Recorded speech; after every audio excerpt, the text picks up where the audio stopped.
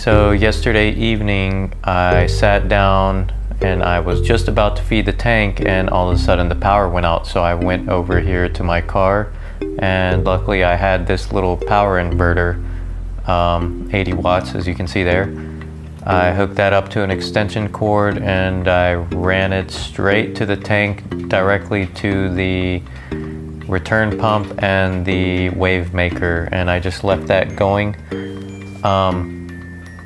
So I would give my tank maybe about an hour before I would freak out, but just to make sure this was working, as soon as the power went out, I pulled the car right up to the front door so I could get the extension cables to all this power.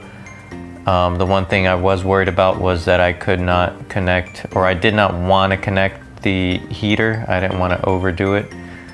But as you can see here, just everything else is off except for that return pump and the power head.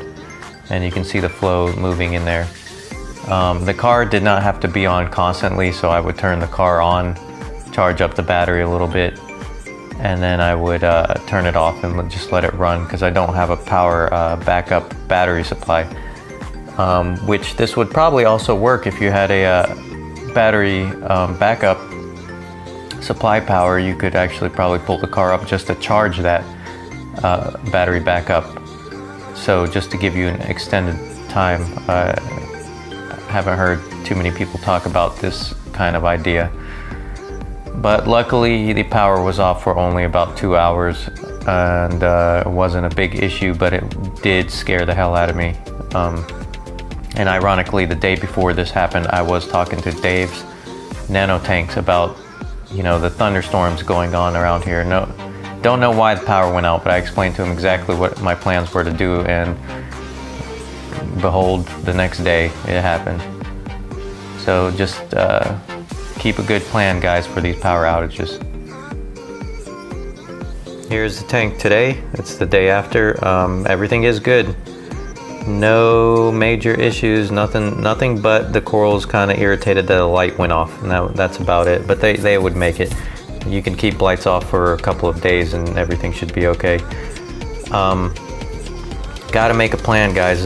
Biggest failure, I think, of our aquariums and these reef tanks would be either overdosing and equipment failure, or power outages.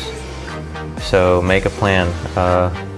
As far as equipment failure, if power does shut off, I don't have any overflows, any spills, or anything going on here.